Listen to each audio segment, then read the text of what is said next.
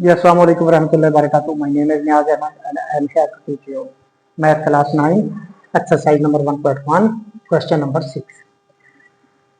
ये एक सवाल दिया हुआ है कि दो रैशनल नंबर दिए हुए हैं, उनके दरमियान दो और रैशनल नंबर निकालने हैं। तो पहले तो इस बात को समझ लें।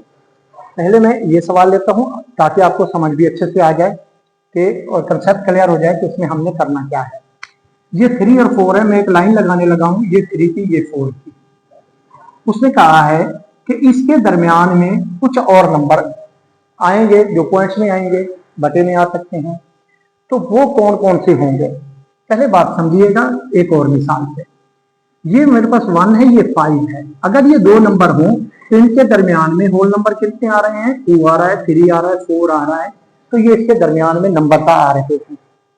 आपने क्या करना है, इसी तरह से 1 और 5 के दरमियान अगर हमें कहे तो कोई से दो नंबर, एग्जैक्ट सेंटर नहीं है, उसने कहा एग्जैक्ट सेंटर तो एक ही बात सकता है, तो कोई से दो नंबर उठा दे तो ये 3 भी हो सकता है, 2 भी हो सकता है, 4 भी हो सकता है, 4.5 भी हो सकता है, 4.7 भी हो सकता है, 4.8 भी हो सकता है। ये सारे इसके दरमियान में आ रहे हैं। सेम इधर हमने काम करना है।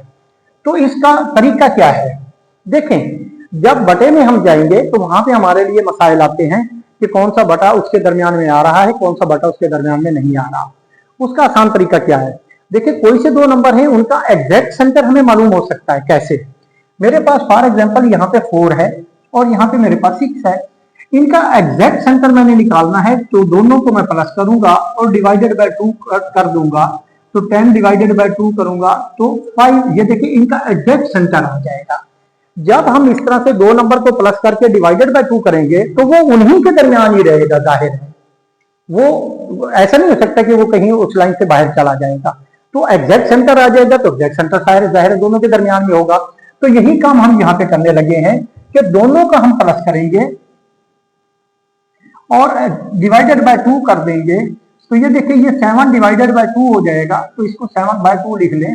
तो ये देखिए, ये 3.5। तो इनके दरमियान वाला ये नंबर आ गया।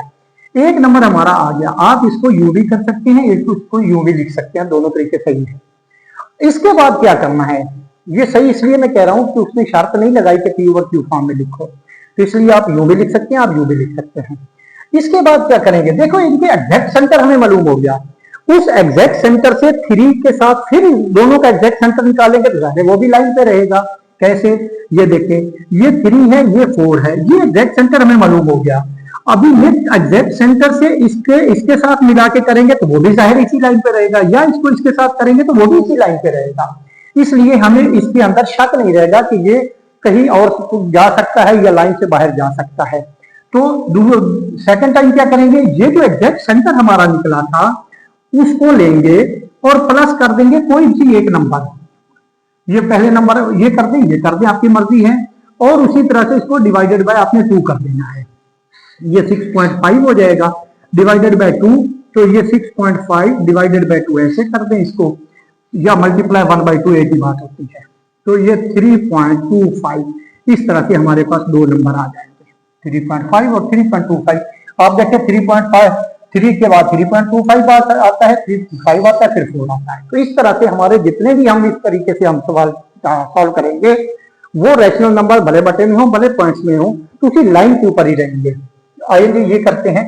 सेम है, 1/3 करेंगे प्लस 1, दोनों को हम प्लस करेंगे और डिवाइडेड बाय 2 कर देंगे।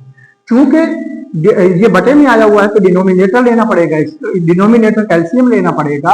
तो डिनोमिनेटर का एलसीएम लिया 12 हो जाएगा।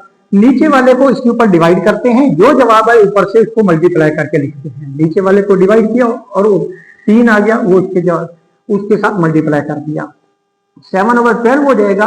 और जब डिवाइड को आखिर में मल्टीप्लाई स्टेट में लिखेंगे तो 1/2 बन जाएगा। 7 1 7 और ये 24। ये एक नंबर हमारा ये आ गया। ये इसको दोबारा समझ लें, ये डिवाइड बाय 2 है, तो जब इसको मल्टीप्लाई करेंगे तो ये उलट जाएगा, वहां 2 है तो 1/2 हो जाएगा। इसी तरह से 7/24 है, इसको फिर प्लस करेंगे, आपकी मर्जी है, जिससे मर्जी करें, पहले से करें या दूसरे नंबर से करें। डिवाइडेड बाय 2 फिर कर देंगे। इसका एलसीएम 24 का 24 आ जाएगा, 1 7 आ जाएगा। ये इस पे डिवाइड करेंगे 8 आ जाएगा, 8 1 8 हो जाएगा। और डिवाइडेड बाय 2। इस तरह से ये 15/24 हो जाएगा और मल्टीप्लाई करेंगे 1/2 के साथ, तो ये 15 ऊपर रह जाएगा और नीचे 14 यूनिट हो जाएगा। इस तरह से ये हमारा दूसरा नंबर आ गया। इसी तरह से ये लास्ट सवाल है, ये देखें, इसमें 3/5 प्लस 4/5 करेंगे और डिवाइडेड बाय 2 कर देंगे।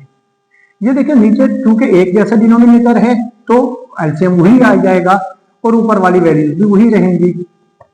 इस तरह से ऊपर 7/5 मल्टीप्लाई जब करेंगे तो ये 1/2 हो जाएगा, तो ये 7/10 हो जाएगा। एक नंबर हमारा ये बनेगा। उसके बाद 7/10 है, इसमें प्लस कर देंगे 3/5 और ये डिवाइड करेंगे उसी तरह से 2 के ऊपर, तो ये 10 आ जाएगा। एलसीएम इसका 10 आ जाएगा। 10 1 10 7 आ जाएगा। 5 2 जवाब आएगा, तो 2 को 3 से मल्टीप्लाई करेंगे तो वो 6 आ जाएगा।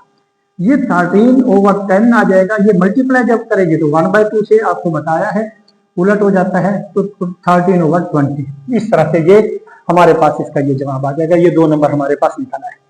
ये थी हमारी एक्सरसाइज 1.1। उम्मीद है आपको लेक्चर पसंद आया होगा।